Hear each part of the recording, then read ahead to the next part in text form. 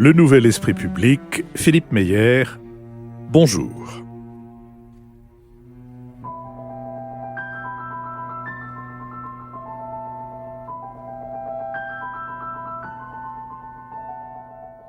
Bonjour, merci de nous avoir rejoints pour cette nouvelle édition du Nouvel Esprit Public. Vous le savez, nous sommes partenaires de l'hebdomadaire Le 1. Le 1 revient sur l'œuvre de Philippe Roth. Disons qu'il revient cette semaine essentiellement sur l'œuvre de Philippe Roth et marginalement sur celle de Tom Wolfe, ce dont il y a lieu, à mon avis, de se féliciter, car la légitime admiration pour le premier a souvent relégué le second au rang de fabricant de littérature spectaculaire, quand bien même on pourrait dire du bûcher des vanités de Tom Wolfe, ce qu'Éric Fotorino écrit du complot américain de Philippe Roth, à savoir qu'il retournait le rêve américain comme un gant pour en révéler chaque déchirure. Les perspectives d'une émission en public d'ici la fin de l'année se précisent. Elles seront certaines la semaine prochaine et vous en serez les premiers informés. Les destinataires de notre lettre d'information aussi. Vous êtes nombreux à assurer un bouche à oreille qui informe ceux qui nous croyaient perdus de notre présence sur la toile. J'en puis un exemple dans ce courriel reçu d'un auditeur retrouvé et qui a souscrit un abonnement, Jean-François Lambert. Je me serais abonné plus tôt, écrit-il, pour vous soutenir si j'avais eu l'information. En fait, c'est un ami jésuite à Taïwan qui m'a indiqué que le phénix était ressuscité.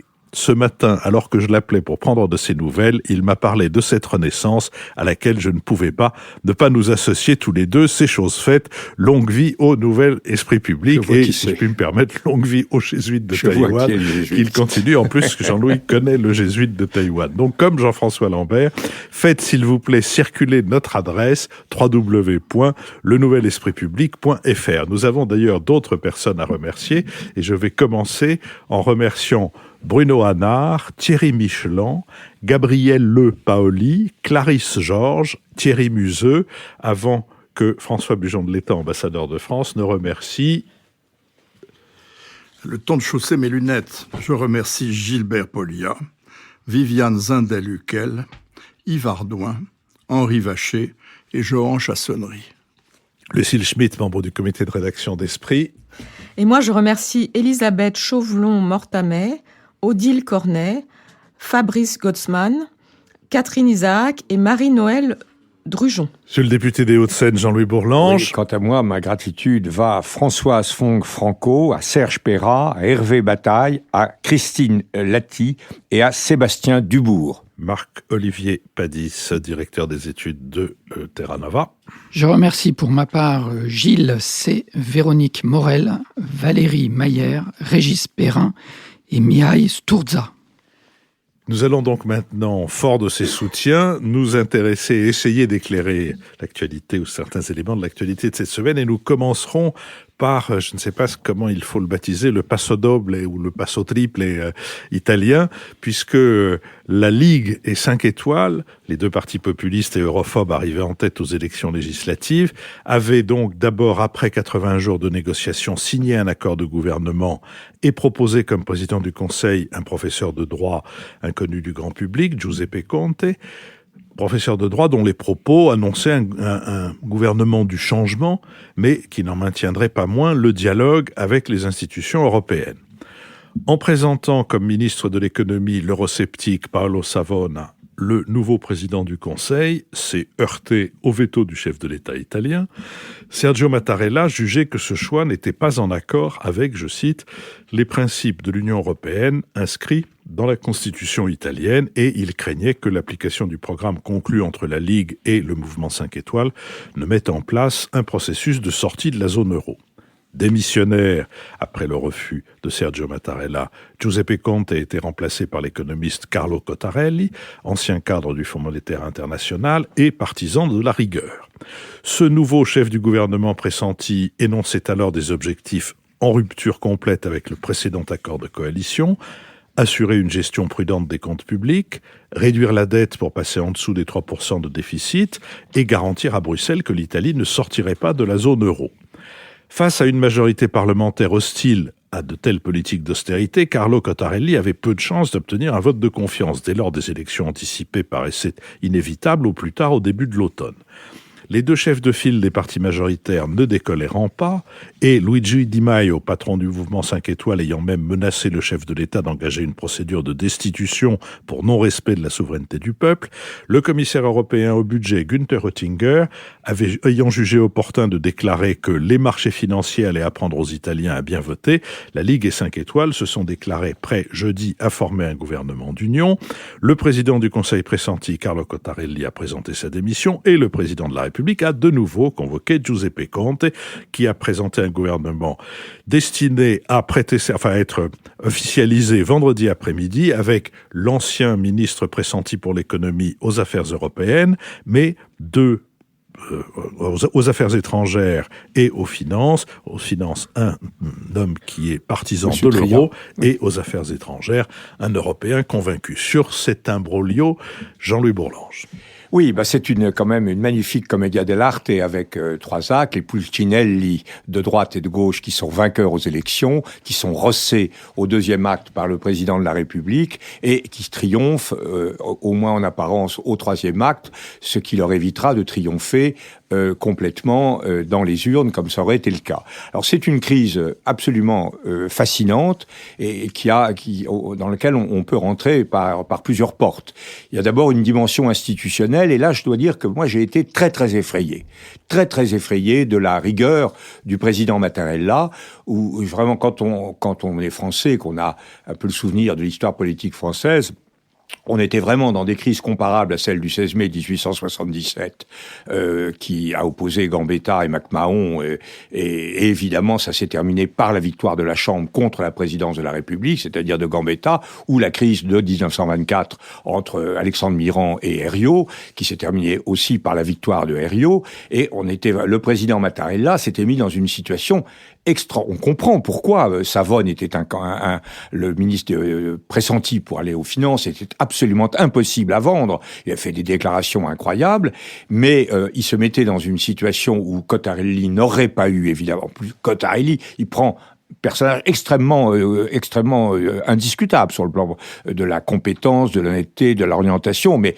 le FMI, c'est l'incarnation du FMI, c'était donc une nasarde directe opposée à l'électorat italien.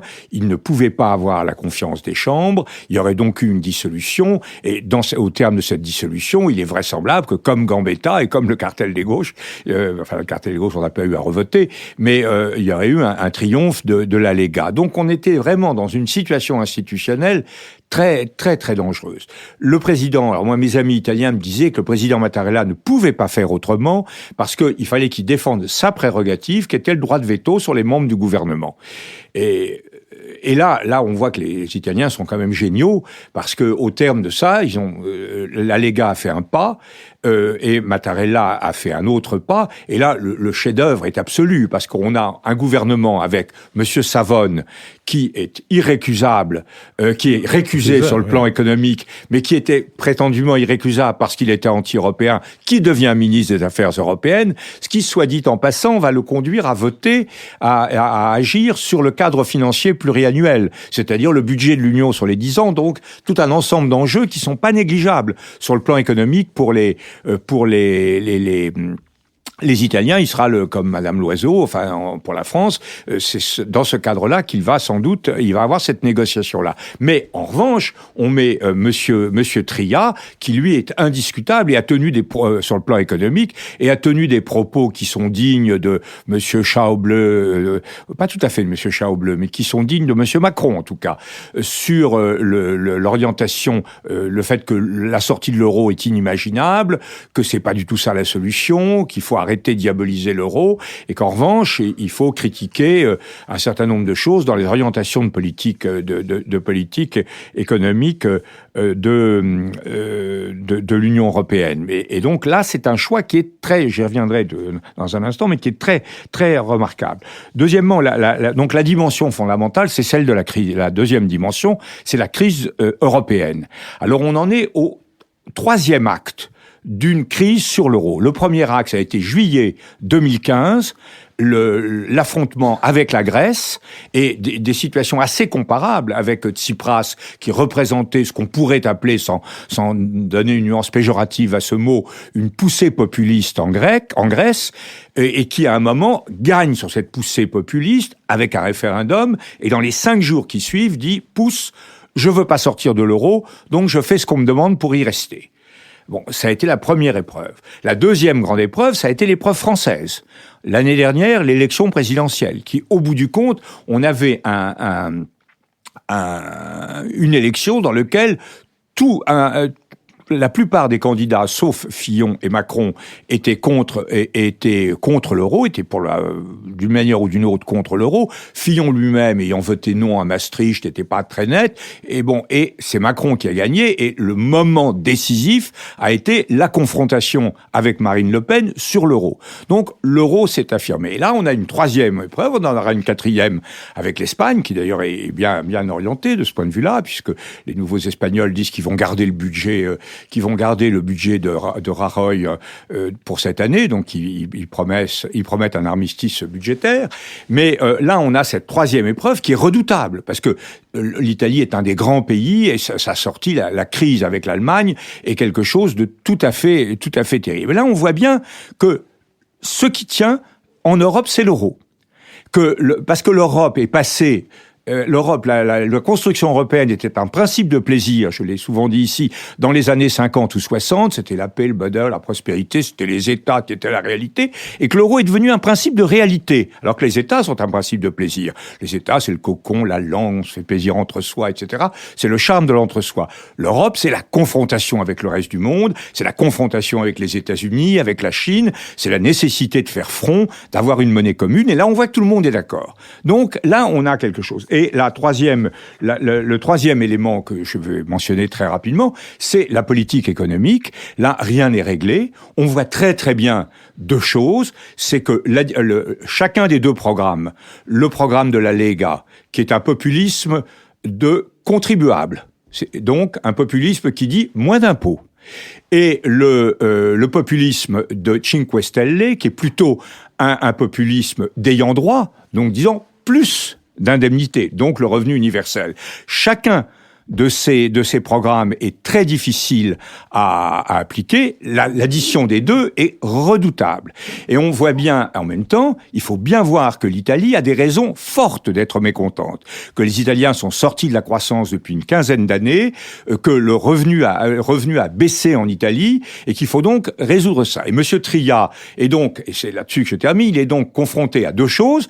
D'une part, cet héritage idéologique de ces deux parrains, qui est vraiment un 2 boulets au pied, et une analyse qui est très bonne, qui est son analyse sur le fait qu'il faut relancer l'économie italienne par la croissance, par l'investissement, et donc par quelque chose d'assez proche de ce que propose pour la zone euro Emmanuel Macron. Et au bout du compte, cette grande crise qui paraissait être un risque grave pour le projet d'Emmanuel Macron, le conforte plutôt, fait effectivement d'Emmanuel Macron, le met en situation intermédiaire entre une Europe du Nord incarnée d'une part par l'Allemagne et par les gens fédérés autour de Mark Rutte, tous les pays d'Europe du Nord derrière les Pays-Bas, et d'autre part une Europe du Sud qui, à travers le Portugal, hier, à travers l'Italie aujourd'hui, et peut-être à travers l'Espagne demain, essaie de combiner quelque chose de tout à fait nouveau, qui est le maintien dans la zone euro et une politique conjoncturelle économique un peu différente de celle que veulent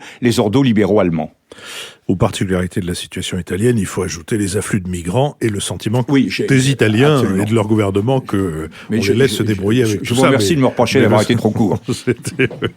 Oui, ça ne me reprendra pas, rassurez-vous. François Bujon de l'État.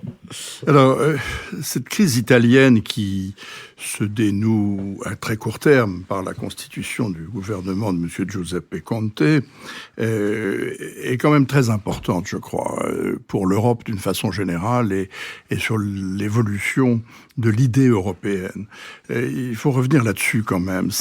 On parle depuis des mois, depuis longtemps, du déferlement d'une vague populiste sur un certain nombre de pays, à travers toute la zone nord-atlantique, au fond, puisque ça inclut les États-Unis aussi, avec la victoire de M. Trump. Mais c'est quand même la première fois que dans un pays européen, les populistes, non seulement ont gagné les élections, mais gagnent le gouvernement, si j'ose dire. Jusqu'à présent, ils avaient eu des succès partiels, ils avaient eu des avancées, l'AfD ici, Geert Wilders là-bas, etc. Mais personne n'était arrivé au pouvoir. Voilà les populistes italiens arrivés au pouvoir avec un étrange gouvernement qui a en réalité deux composantes, puisque l'un est vraiment un parti populiste de droite, voire d'extrême droite, la Ligue, et que l'autre est un parti populiste, disons plutôt de gauche, Cinque Stelle, pour toutes les raisons que Jean-Louis a dites tout à l'heure. Donc nous avons un étrange attelage de deux partis que l'on a longtemps considérés comme inconciliables en réalité, et qui se mettent d'accord sur un programme de gouvernement de 48 pages, s'il vous plaît. Presque un peu plus long que le curriculum vitae de M. Giuseppe Conte, mais seulement par quelques pages finalement. 48 pages d'un programme, d'un contrat de gouvernement qui est extraordinairement précis et qui annonce un grand nombre de joyeusetés pour l'Italie et pour l'Europe, puisqu'il s'agit de mettre ensemble non seulement un programme sécuritaire très dur, un programme anti-immigration très dur, mais un programme économique qui combine magnifiquement l'augmentation des dépenses dans des proportions considérables et la réduction des recettes, puisqu'il y a une réforme fiscale à la clé. Donc nous avons, pour la première fois, en vraie grandeur, un cas d'étude du populisme au pouvoir. C'est la deuxième fois si vous incluez la Grèce, bien entendu, et M. Tsipras, qui avait été un peu annonciateur. Mais comme Jean-Louis l'a rappelé, la Grèce est rapidement rentrée dans le rang après quelques épisodes difficiles. Dans le cas italien, les choses vont être beaucoup plus compliquées, c'est évident. Donc, que va-t-il se passer ? Il y a toutes sortes de questions qui se posent. La première question, ça va être bien entendu sur la solidité de l'alliance entre les deux partis. Il va y avoir des tiraillements, inévitablement. Monsieur Salvini et Monsieur Di Maio sont tous les deux entrés au gouvernement avec des portefeuilles clés. Ils ont des positions quasiment de vice-premier ministre tous les deux. Et on peut parier sans beaucoup de risque de se tromper qu'il va y avoir des tiraillements très vite et sur pas mal de sujets. Donc, quelle sera la solidité de cette coalition, combien de temps va-t-elle durer et combien de temps avant que nous entrions dans une crise financière importante ? Parce que s'ils appliquent leur programme, qui effectivement comprend la réforme fiscale, la création d'un revenu citoyen, un programme de relance de l'économie par la dépense, etc., etc. Nous avons immédiatement une crise budgétaire majeure.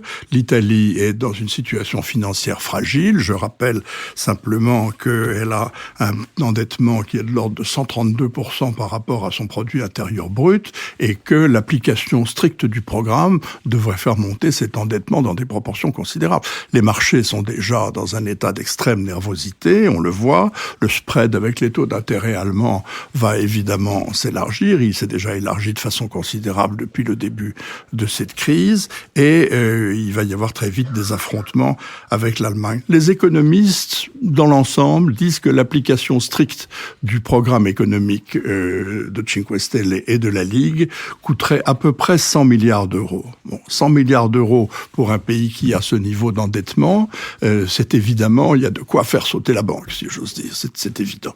Alors, tout le monde s'inquiète parce que le risque de contagion, si vraiment on s'enflamme sur les marchés, sur la dette italienne, le risque de contagion à des pays fragiles et très endettés, à l'Espagne, au Portugal, à la Grèce, est très très grand et on ne sait pas vers quoi on se dirige. Donc, nous nous dirigeons incontestablement vers l'inconnu et vers des difficultés. À ces difficultés purement économiques vont s'ajouter des difficultés politiques considérables. Avec l'Allemagne, il est évident que le dialogue va être très tendu entre Rome et Berlin. Et du coup, toute idée macronienne, si j'ose dire, de relance européenne se trouve de ce fait ajournée. Il n'est pas possible d'envisager une relance européenne dans le climat actuel.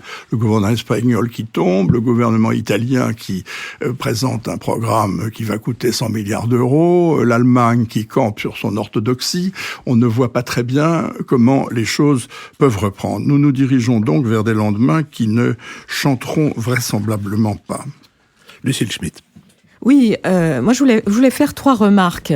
La première, c'est qu'on emploie à loisir le terme de populisme depuis le début de l'émission et qu'il faut peut-être, justement, si c'est populisme avec un S progresse en Europe, s'interroger sur leurs différences, ce qui conduit les partis populistes à prospérer. Et la question italienne me semble extrêmement intéressante parce que le mouvement 5 étoiles, dont on se rappelle qu'il est né dans les années 90, qu'il est né à partir du moment où, dans les années 2000, à partir du moment où on avait refusé à Beppe Grillo, sorte de Coluche italien, la possibilité de se présenter aux primaires du Parti démocrate italien, donc dans une gauche de gouvernement. Aujourd'hui, il est donc dans une alliance avec un parti d'extrême droite qui siège avec Marine Le Pen au Parlement européen. Et à partir de là, cette question qui se pose, c'est cette attractivité qui s'est exercée vers un extrémisme de droite pour ce parti de gauche qui, au fond, a séduit les électeurs notamment beaucoup du sud de l'Italie et qui a gagné les élections, qui a fait 32%, tandis que la Ligue a fait 17%. On ne parle que de la Ligue, mais au fond, le grand vainqueur des élections, c'était les 5 étoiles. Et on a le sentiment qu'ils ont perdu en quelques semaines ce qu'ils avaient pu capitaliser au moment des élections. Pourquoi ? Parce que par rapport à tout ce qui vient d'être décrit, par rapport aux négociations à l'italienne, on a le sentiment qu'ils sont beaucoup moins chevronnés que la Ligue et que c'est au fond la Ligue qui est en train de l'emporter et qui est en train de dicter d'une certaine manière ce qui pourrait être la conduite de la politique italienne. Donc ça, c'est un premier point sur lequel, en mettant dans le même sac le mouvement 5 étoiles et la Ligue, on s'interroge pas suffisamment peut-être sur pourquoi les électeurs italiens du sud de l'Italie ont voté massivement pour le mouvement 5 étoiles, qui promettait un revenu universel, qui promettait de la démocratie participative et qui promettait sans doute de rompre avec un système européen qui, au fond, est un système qui aujourd'hui pose des tas de difficultés. Et la deuxième question que je veux poser, c'est par rapport aux élections européennes qui se profilent en 2019. Comment est-ce qu'on va faire par rapport au modèle européen? Est-ce que le sujet des élections sera pour ou contre l'Europe, pour ou contre l'euro, puisqu'au fond, c'est ça ce que nous disait Jean-Louis, c'est que l'euro est au fond le point de stabilité de ce modèle européen aujourd'hui. Est-ce que c'est vraiment là-dessus qu'il faudra s'interroger en 2019 ? Moi, je dis que pour ou contre l'euro, c'est évidemment un piège et qu'il faut s'interroger par rapport à la façon dont l'injonction européenne est venue sur le fait que les Italiens ne devaient pas former tel ou tel gouvernement et qu'il fallait faire très attention. L'injonction est aussi venue de Bruno Le Maire, notre ministre de l'économie, et on a le sentiment d'une espèce de tension permanente entre ce qui relève de la souveraineté populaire, ce qui relève de la souveraineté nationale, et ce qui relèverait d'une forme de supranationalité européenne. C'est une question qui est directement posée, et là-dessus, en écho avec ce qui s'était passé sur la Grèce. Certes, les économies ne sont pas de même dimension, mais je rappelle que Yanis Varoufakis, ancien ministre de l'économie grecque, nous avait dit en sortant d'un conseil économique des ministres de l'économie à Bruxelles, mais au fond, ils ne font pas d'économie, ils font juste de l'idéologie. Et, ce qui n'est pas son cas, bien sûr. Mais je crois que depuis... mais on peut toujours contester le choc idéologique, mais la question qui est posée, c'est au fond, est-ce que la technocratisation n'est pas une sorte de projet idéologique et politique ? Je pense qu'il faut se la poser ensemble. Et que Savone, qui a été récusé, est, comme Varoufakis, un économiste reconnu, qui avait dirigé des banques en Italie, qui avait été au MIT, et qui n'était Savone, et qui avait dirigé aussi le patronat italien. Donc on peut se poser la question de projet économique contre projet économique. Est-ce qu'il n'y a pas là quelque chose de l'ordre de la discussion ? Lorsqu'on a créé l'euro, on a renoncé à toute politique monétaire nationale. Et aujourd'hui, la question qui est posée, c'est faut-il un euro fort ? N'est-ce pas une manière, au fond, de créer de la précarité au sein des sociétés nationales ? Je crois que cette question, il faut se la poser entre nous. Marc-Olivier Padis. Jean-Louis a commencé tout à l'heure par la métaphore de la Commedia dell'arte. J'aurais filé la métaphore d'abord pour dire que Jean-Louis a décrit pour le moment les 3 actes. Si on suppose que la pièce est en 5 actes, oui. Il y aura encore des bouleversements, des coups de théâtre, des choses qui vont se passer. Parce que comme c'est une alliance contre nature qui est au pouvoir, il va y avoir des tiraillements et des choses assez compliquées. La deuxième métaphore qu'on peut filer, c'est que moi je suis assez sensible au comique de la situation qui est le changement de rôle des personnages. C'est-à-dire que l'Italie dit non au diktat de Berlin, de Bruxelles et de la France. Et tout d'un coup, c'est la France qui se retrouve dans cette position de l'orthodoxie européenne, alors que les Français n'ont eu de cesse depuis 15 ans de dire non au diktat de Bruxelles et de Berlin. Et là, on voit quand on est dans la position d'accusé, qu'est-ce que ça veut dire ? C'est-à-dire, le nouveau gouvernement dit on va renégocier les traités européens, ce que les Français ne cessent de dire. Macron a eu, lui, l'intelligence de comprendre que c'était pas ce discours qu'il fallait porter au niveau européen. Mais donc les Italiens disent on va renégocier négocier les traités. Et nous, Français, qu'est-ce que ça veut dire qu'on soit mis en accusation par les Italiens? C'est nous qui empêchons les Italiens de mener leur économie correctement? Qu'est-ce que ça veut dire? On voit le côté flottement. Ce que je trouve intéressant aussi dans ce développement, c'est que on revient un peu sur le débat de la semaine dernière. C'est-à-dire, la semaine dernière, c'était Mattarella a-t-il abusé de son pouvoir en refusant Savona aux finances? Et en fait, la solution qui a été trouvée montre bien que le problème, c'était l'intransigeance de la Ligue et non pas le respect du texte constitutionnel par Mattarella, puisque en proposant Savona à un autre poste, on a trouvé un accord. Et le problème, il était bien là, c'est que la Ligue a sorti Savona du chapeau comme d'une pochette surprise, sans avoir prévenu les électeurs, alors que la question de l'euro n'était pas posée dans leur programme, n'était pas dans la coalition avec Cinque Stelle, et tout d'un coup, ils sortent quelqu'un qui dit on va sortir de l'euro. Donc Mattarella a dit, à juste titre me semble-t-il, on peut sortir de l'euro, mais il faut que ça fasse l'objet d'une discussion politique et pas d'une décision comme ça. Et puis le troisième point, c'est que moi je pense que le mécontentement des Italiens vis-à-vis de l'Europe, c'est moins... Enfin, il y a évidemment l'euro, bon, la question, la Grèce, la France, tout le monde a parlé de ça, mais on n'a pas parlé de la question des réfugiés, comme faisait remarquer Philippe, qui pèse quand même très très lourd dans ce sujet. Et les gens de la Ligue, ils sont ouvertement racistes, et donc ils veulent vraiment renvoyer les réfugiés. Les gens du Sud sont aussi sensibles au sujet, avec une tonalité différente, mais ils ont une politique très très dure sur les réfugiés, mais c'est aussi parce que c'est au sud de l'Italie que les réfugiés arrivent. Et donc là, la question, c'est le manque de solidarité des pays européens vis-à-vis de l'Italie, puisque l'Italie est un pays d'entrée et que l'accord européen, normalement, c'était d'aider l'Italie à répartir les réfugiés dans différents pays. Et là, en particulier, la France n'a pas tenu sa promesse, n'a pas tenu ses engagements, ne tient pas son rôle. Et alors, l'ironie de la situation, c'est que Jean-Louis disait Emmanuel Macron peut trouver un interlocuteur, un soutien pour son projet de réforme sur la gouvernance de la zone euro, etc. Peut-être, sauf qu'il s'est piégé lui-même parce qu'il a une attitude déséquilibrée avec une politique trop fermée vis-à-vis des réfugiés orchestrée par le ministre de l'Intérieur Gérard Collomb, qui risque de faire capoter un accord avec l'Italie. Parce que ce que les Italiens demandent, c'est plus de solidarité de la part de la France. Et donc, si la France ne tient pas son rôle, elle ne trouvera pas d'accord avec l'Italie, elle ne pourra pas s'appuyer sur l'Italie. Jean-Luc Bourlanges. Oui, il se passe d'ailleurs sur ce plan-là, je suis tout à fait d'accord, il se passe des choses absolument atroces à la frontière italienne, où actuellement on a des pauvres gens qui sont en basket et quasiment en short, qui essaient de franchir la frontière clandestinement et qu'on retrouve morts. Enfin, c'est vraiment la tension, parce que maintenant évidemment au sud c'est plus du tout possible de passer par Menton, etc. Donc ils vont un peu plus au nord, ils font comme Hannibal, quoi, mais dans l'autre sens. Et ça se passe très très mal, et c'est quelque chose d'extrêmement lourd. Et je suis tout à fait d'accord avec ce qui vient d'être dit. J'avais été en Italie il y a 3 mois avant les élections, et j'avais été très très frappé du fait qu'il y avait le silence de la France sur la révision des accords de Dublin. Bon, les accords de Dublin, c'est très simple, ça consiste à dire chacun se débrouille avec les pays du premier accueil prennent tout sur eux. Quand on est confronté au choc migratoire qu'on a subi du fait de l'explosion du Moyen-Orient, il est évident qu'on devait avoir un discours de solidarité vis-à-vis des Italiens. Et ça a très fortement pesé, vous avez raison de me le rappeler, Philippe, j'aurais dû le dire tout à l'heure, ça avait très fortement pesé sur le vote en faveur de la Lega et sur un vote anti-européen qui est un vote de dépit amoureux, en disant l'Europe c'est comme la France dans la chanson de Sardou, l'Europe nous a laissé tomber, quoi.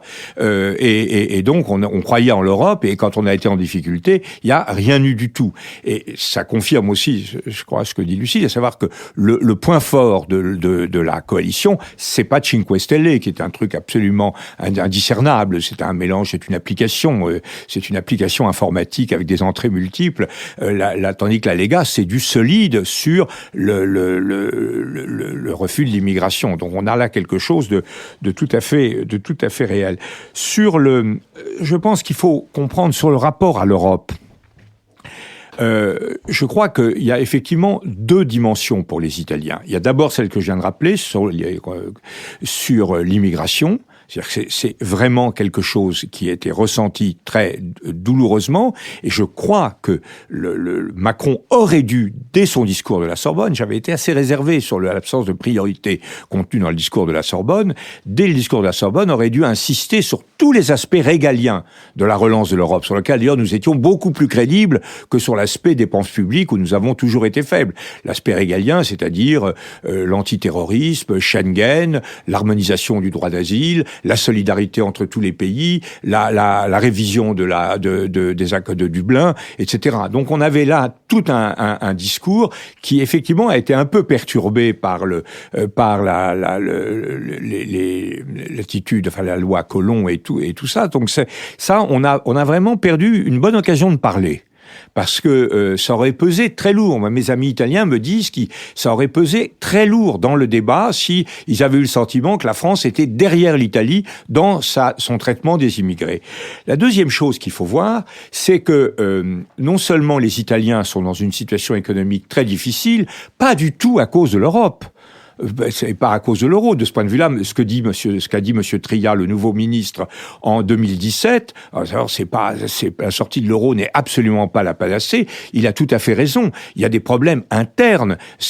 L'Italie a du mal à s'adapter à la mondialisation comme nous, pour des raisons qu'on doit analyser, qu'on va pas analyser ici, mais qui sont très profondes sur à la fois le mauvais positionnement industriel de l'Italie par rapport aux Chinois, et puis sur des archaïsmes du système bancaire, du système de distribution, tout ça pèse très lourd. Mais ce qu'il faut voir plus profondément, et c'est ça qui est intéressant à mon avis pour l'avenir, c'est que quand on regarde ce qui s'est passé dans l'Union européenne au cours des 10 dernières années ou 15 dernières années sur le plan économique, on s'aperçoit que la convergence a parfaitement marché, enfin assez bien marché, entre les pays de l'Europe de l'Est, un pays extra-zone euro, et la zone euro. En réalité, la Pologne étant le symbole de ça, on a eu un rattrapage. Le décalage entre la Pologne et l'Ukraine est évident. On a eu un rattrapage des pays de l'Europe de l'Est, des pays baltes, de tout un ensemble de pays de la République tchèque, de la Hongrie. Tout ça a beaucoup mieux marché. Ils sont vraiment... La marche à l'intérieur de l'Union européenne s'est très bien passée, ce qui rend d'ailleurs assez paradoxal les réserves qui sont les leurs actuellement. Mais là, ça a bien marché. La convergence a fonctionné. Et que, curieusement et de façon très inquiétante pour les défenseurs de la zone euro, à l'intérieur de la zone euro, donc la frontière nord-sud, là, la divergence est accentuée.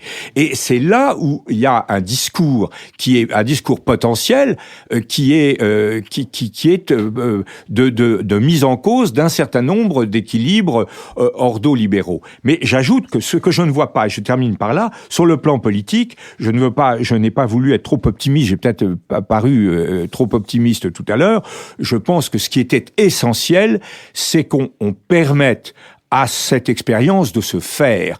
Il faut que cette expérience se fasse, comme il fallait que le programme commun soit expérimenté entre 81 et 83 pour qu'on y renonce, comme il fallait que monsieur Tsipras fasse la démonstration de l'incompatibilité de sa politique avant d'y renoncer. Il est essentiel de permettre aux Italiens de faire le tri entre une juste critique d'une politique inadaptée sur le plan européen et une pression démagogique dont ils ne sortiraient pas vivants si c'est durablement. Lucille Schmitt.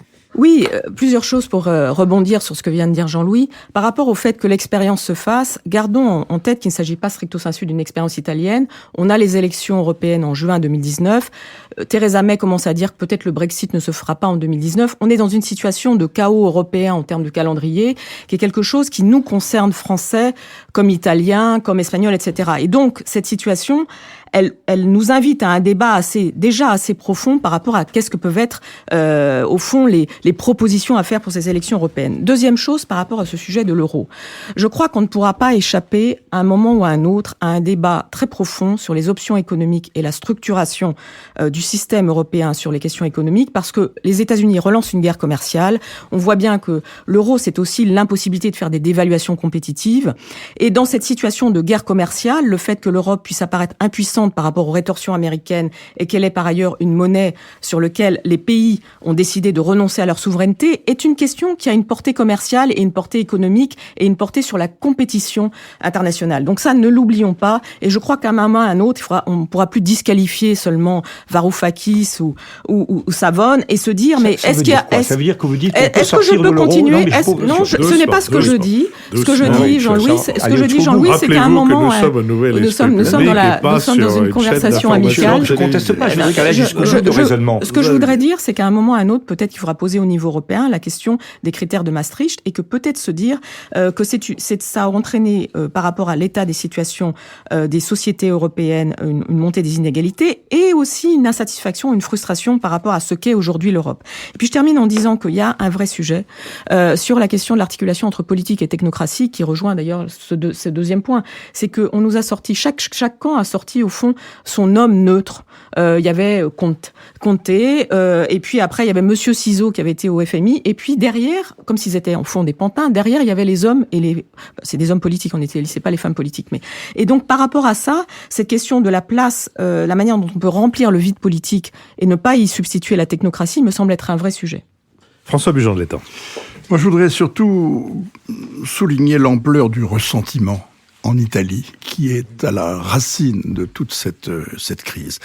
Le ressentiment italien, c'est quelque chose de fort, et c'est quelque chose qui n'est pas nouveau, puisque finalement, à travers toute l'histoire de l'Italie au XXe siècle, ce sont des épisodes de ressentiment à l'égard de quelqu'un qui ont entraîné les mouvements de foule et des mouvements politiques. Rappelez-vous la Première Guerre mondiale et les suites de la Première Guerre mondiale, et l'ampleur du ressentiment italien. Aujourd'hui, ce ressentiment s'exprime à l'égard de l'Europe, bien entendu. L'Italie est quand même un des pays fondateurs de l'Union européenne, on ne le dit pas suffisamment.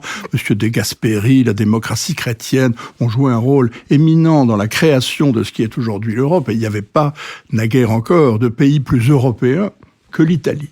Aujourd'hui, les sondages montrent, quand on fait un sondage, un institut l'a fait récemment, auprès des Français, des Allemands, des Italiens, des Belges, sur est-ce que vous estimez que votre pays a profité de l'Europe? Les Français répondent oui à 65%, les Allemands quelque part entre 70 et 75%, et les Italiens à 42%. Donc il y a un sentiment très fort que l'Italie est un laissé-pour-compte de l'Europe. Justifié. Alors, justifié certainement, et pour toutes sortes de raisons qui ne sont pas seulement économiques, mais vous l'avez rappelé, dans le cas de l'immigration. Moi, je crois que le ressentiment italien s'exprime, il est focalisé sur l'Europe, et au fond, ce qui unit ces deux partis populistes, l'un de gauche, l'autre de droite, c'est l'anti-européisme. C'est ça, finalement, le dénominateur commun. Mais le ressentiment, au-delà de l'Europe, il s'adresse aussi à l'Allemagne. Enfin, c'est quand même très fort que M. Savone dise la zone euro est une prison allemande. C'est son expression écrite, n'est-ce pas? Je ne l'invente pas. Il a dit bien pire. Oui, je sais bien, mais c'est déjà extraordinairement fort. Et au-delà de cela, bien entendu, le ressentiment s'adresse à la France. Alors, là-dessus, je voudrais juste dire une seule chose. Il s'adresse à la France pour toutes sortes de raisons. D'abord parce que nous avons le génie, diplomatiquement, de traiter l'Italie par-dessous la jambe. Chaque fois qu'une occasion se présente, nous ne la ratons jamais, que ce soit dans le domaine industriel ou dans le domaine diplomatique.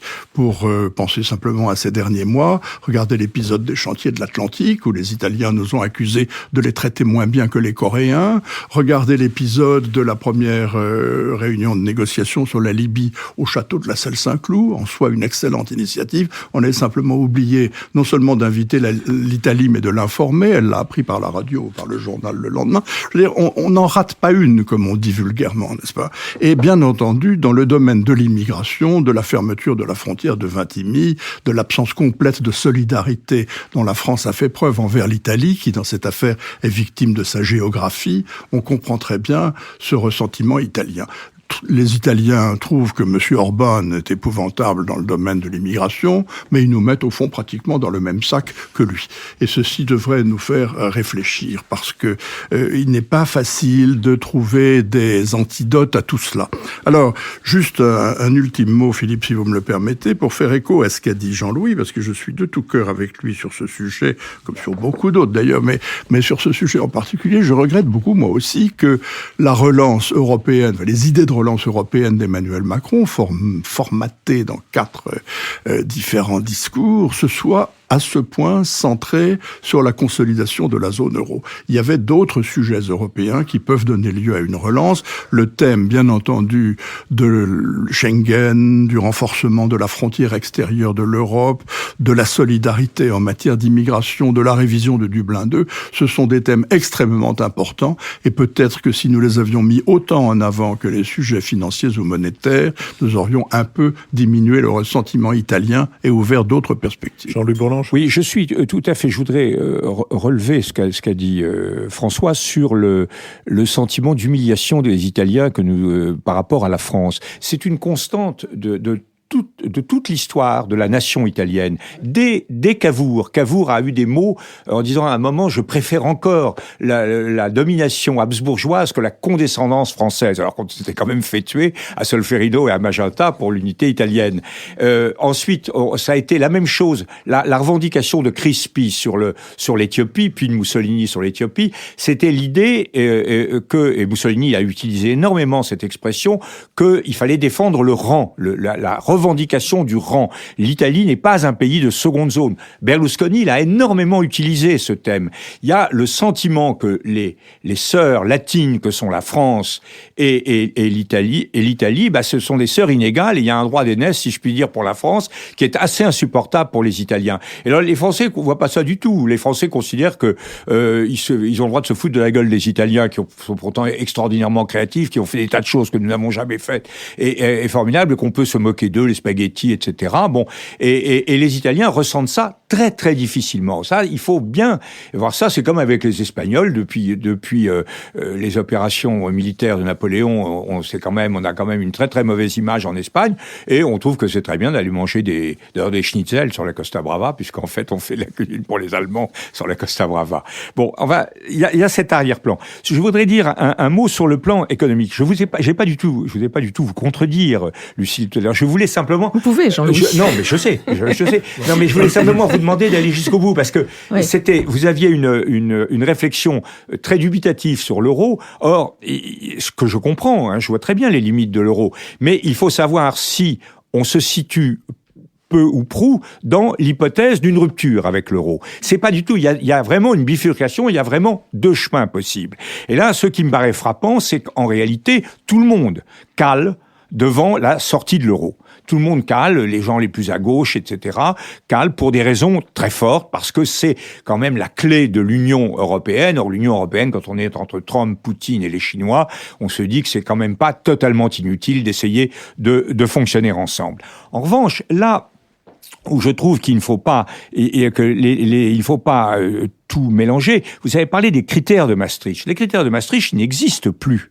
Le traité sur la gouvernance et la coordination a substitué une nouvelle approche. C'est-à-dire pour ça que c'était acceptable pour nous. Et les Allemands ont fait des concessions. Je dis pas qu'ils en tirent les conséquences, mais ils ont fait des concessions en substituant des notions comme le déficit structurel, etc., qui sont des notions qui font appel au cycle. Alors que ce qui caractérisait les accords de Maastricht, qui étaient des accords pour la convergence de l'euro, c'était le refus absolu de toute lecture conjoncturelle.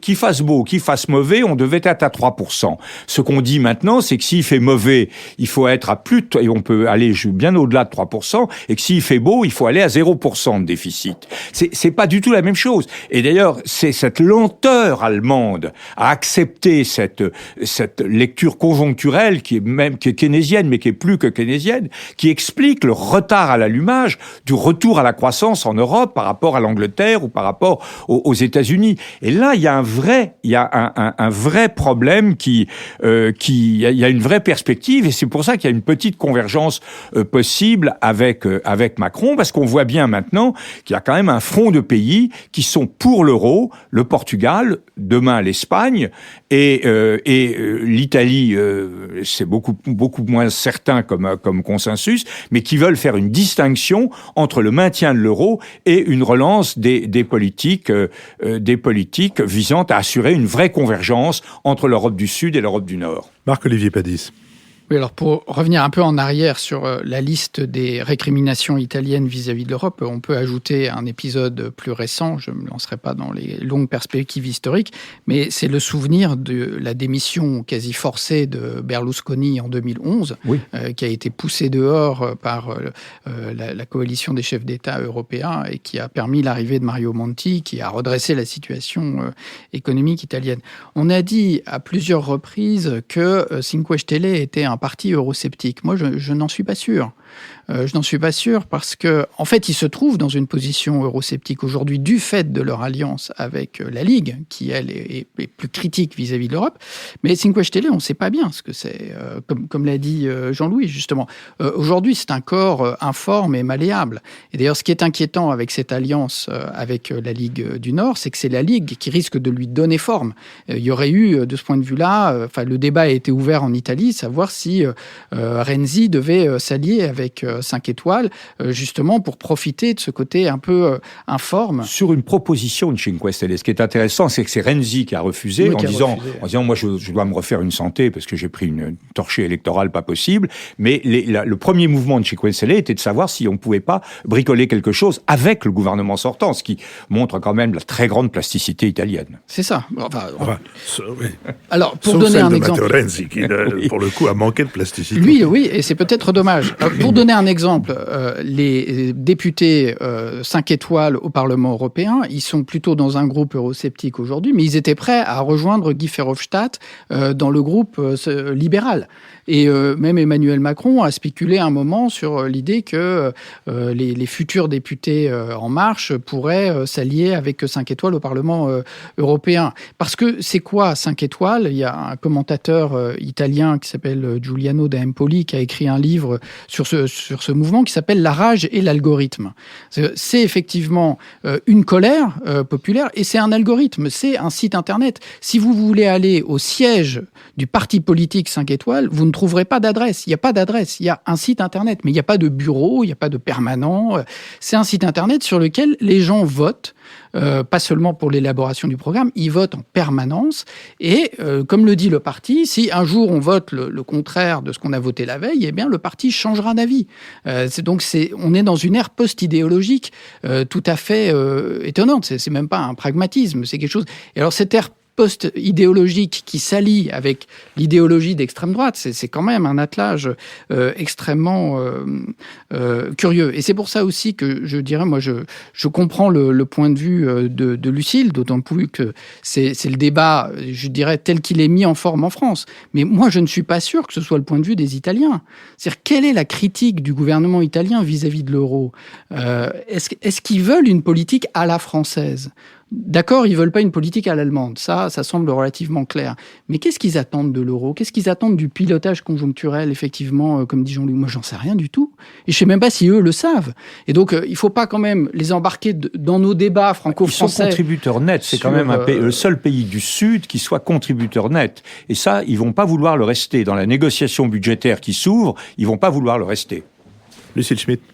Oui, moi, en écoutant Marc-Olivier, j'avais envie de dire qu'on pourrait dire sur En Marche que quand on parle du mouvement 5 étoiles, En Marche, c'était la conquête à l'algorithme. Hein. Donc, il y a eu aussi la création de mouvements à travers des sites n'est pas propre à l'Italie. Et on voit bien qu'aujourd'hui, cette question des partis politiques est un vrai sujet. Comment est-ce qu'on associe la réalité et la virtualité ?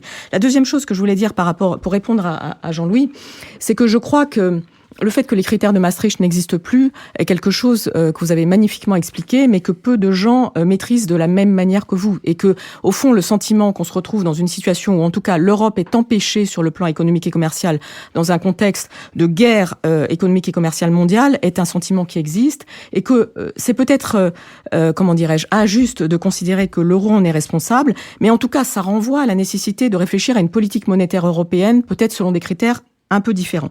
Et je voudrais terminer sur 5 étoiles en disant qu'il me semble que l'identité, c'est nous ne voulons plus de la manière dont ça fonctionne. Et c'est pas seulement anti-système, c'est une manière de dire que faire de la politique autrement en rendant la parole aux citoyens est quelque chose de possible. On peut considérer que c'est une utopie. En ce qui me concerne, je pense que ça pourrait être possible. François Bujon de l'Étang. Il y a une dimension politico-institutionnelle sur laquelle je voudrais terminer. D'abord, pour dire rapidement que nous n'avons pas suffisamment souligné ce matin le fait que cette victoire des deux partis populistes en Italie l'Italie s'accompagne d'un effondrement complet des partis de gouvernement. Alors ça, c'est une caractéristique européenne, mais en fait, c'est très fort en Italie. Et la seconde, c'est qu'il y a des tentations, aussi bien chez Cinque Stelle avec la démocratie participative que chez, au contraire, Matteo Salvini et la Ligue avec l'idée d'une démocratie énergique, qui sont inquiétantes pour l'avenir de la démocratie. Au fond, Monsieur Orban est admiré ouvertement par Salvini, n'est-ce pas? Et Monsieur Poutine. Et d'ailleurs, les deux partis s'accordent pour dire qu'il faut se rabibocher avec la Russie et arrêter les sanctions. Donc ça, c'est un élément inquiétant pour la suite. Je vous remercie. L'heure a sonné de notre dernière séquence, celle des brèves. Je l'inaugure en faisant remarquer que vous avez les uns et les autres, à juste titre, parlé de la manière condescendante dont en France on regarde très souvent et trop souvent l'Italie. Je tiens à souligner que dans notre précédent avatar, nous avons consacré beaucoup d'émissions à l'Italie et que dans cet avatar-ci, nous en consacrerons une autre avec Marc Lazare, qui sera l'une des 6 thématiques consacrées à des pays et qui seront diffusées cet été. J'y reviendrai.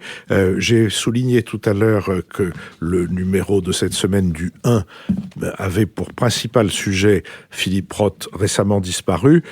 Peut-être, je pense que c'est chacun selon son inclinaison du moment, mais si on veut se remettre un peu à Philippe Roth, relire ou lire J'ai épousé un communiste qu'on trouve en collection de poche, et je crois un excellent moyen, et pour ceux qui devraient le découvrir, car après tout, pourquoi tout le monde connaîtrait Philippe Roth, pour ceux qui voudraient le découvrir, je trouve aussi que ce roman, qui a pour sujet la manière dont un individu et un État peuvent avoir des rapports qui tendent progressivement à l'écrasement de l'un par l'autre autour du macartisme, mais c'est la manière dont on ressent cette pression dont elle vous détruit tout doucement est admirablement décrite par Philippe Roth, et tout ça avec un allant tout à fait étonnant. Marc-Olivier Padis. Alors, je voudrais saluer la mémoire d'un ami disparu cette semaine, Pierre Asner, qui était un très grand commentateur de la politique internationale. C'était une personnalité exceptionnelle. Quand on dit exceptionnel, on imagine en fait quelque chose qui ne lui ressemblerait pas, parce que c'était aussi quelqu'un d'une très grande modestie, d'une très grande modération en tout, sauf en sa modestie d'ailleurs, d'une trop grande discrétion. Il avait su, en particulier, remettre à l'honneur l'analyse des passions politiques dans les relations internationales, là où la science politique met trop l'accent sur les intérêts, les monstres froids.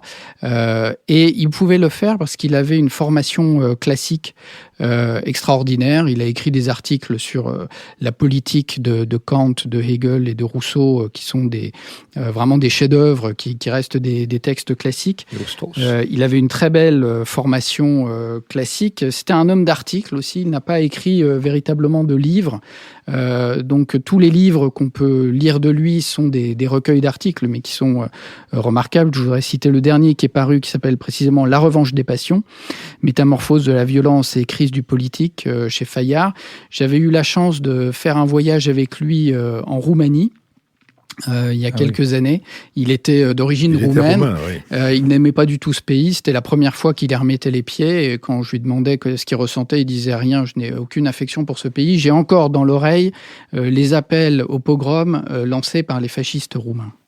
Oui, Pierre Asner était quelqu'un qui vous demandait toujours de vos nouvelles. Je veux dire qu'il ne vous parlait jamais de ce qu'il était en train de faire. Il vous traitait comme si il était persuadé que ce que vous étiez en train de faire, vous, avait une importance quelconque. J'ajoute à ça que c'était un personnage très drôle. C'est un personnage de bande dessinée, quelquefois drôle sans le savoir. Je me souviens de l'avoir vu ouvrir devant moi un attaché-caisse dans lequel il y avait un sandwich au jambon qui moisissait depuis au moins 3 semaines, avec à côté des papiers d'une importance considérable. Et tout ça dans une allégresse sans excès, mais qui, voilà, le croiser, le voir, passer un moment avec lui était un plaisir. Oui. Jean-Louis Bourlanges. C'était le sujet de ma brève également, donc vous comprenez, moi, on a parlé de l'Italie, moi j'ai été son élève avec Jean-Claude, j'étais l'élève dans le séminaire Casanova Asner, on était, Angéline et moi, on s'est connus là, à Sciences Po, à ce moment-là, et ensuite j'ai été son collègue à Bologne, et puis comme j'ai vécu, c'est pour ça que je suis pas trop arrogant avec les Italiens, j'ai quand même vécu les 30 plus belles années de ma vie avec une semi-italienne,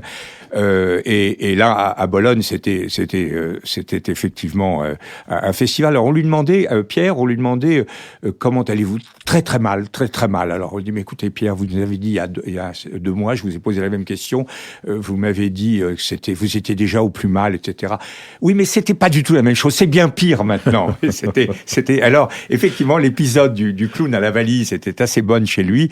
Je me souviens l'avoir invité à faire une conférence. Il est arrivé avec un énorme cartable.